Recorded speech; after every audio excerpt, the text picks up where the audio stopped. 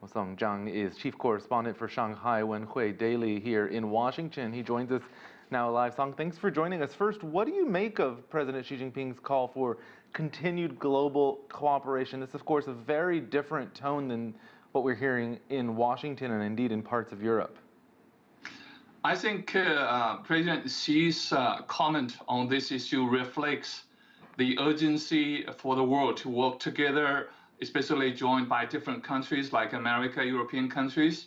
But we are here in Washington seeing President Trump and even some European countries, when they face this coronavirus pandemic, they are more talking about protectionism, more about like restriction even of their own like medical supplies or even grants, which is making the overall situation in the world to be more vulnerable. I think President Xi wanted to emphasize that all the countries in the world should be working together. In economic terms, Xi Jinping's address showed that China has a long-term approach. He's selling the steady hand at the wheel image. Do you think it was effective with the audience that it was targeting? You said he was talking about what? He's trying to show that he is the steady hand at the wheel, that things are in control, the long-term approach. Do you think that was an effective message?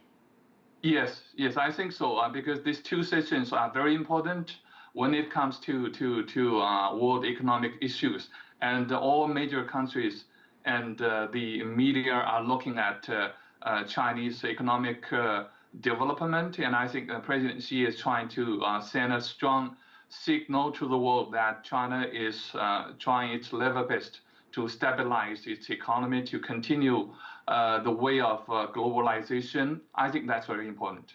I want to talk about some of the issues he brought up. Unemployment, Xi Jinping committing to creating new jobs in China. Where will those be and who will benefit from that?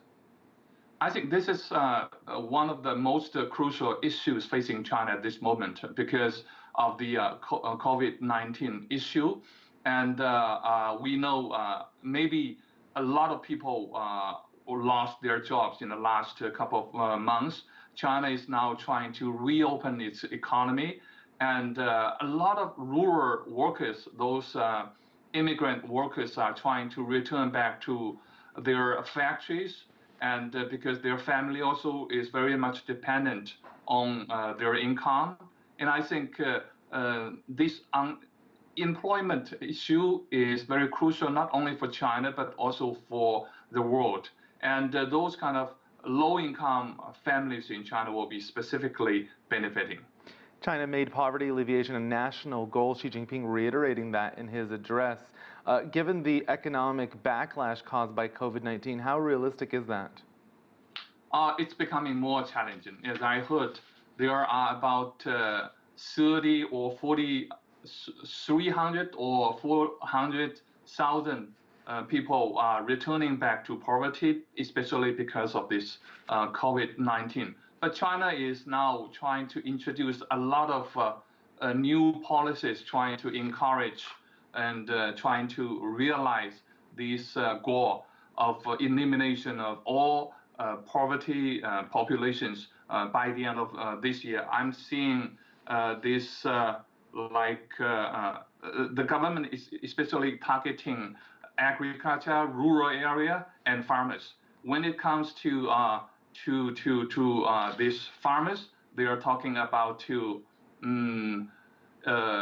move those kind of migrant workers back to their jobs, and also boost the consumption of products from poor area. And also they are trying to encourage the rural residents to seek employment or start a business in places close to their homes. And also the government is trying to introduce more projects like safe drinking projects and also modern agriculture facilities and improvement of the living environments.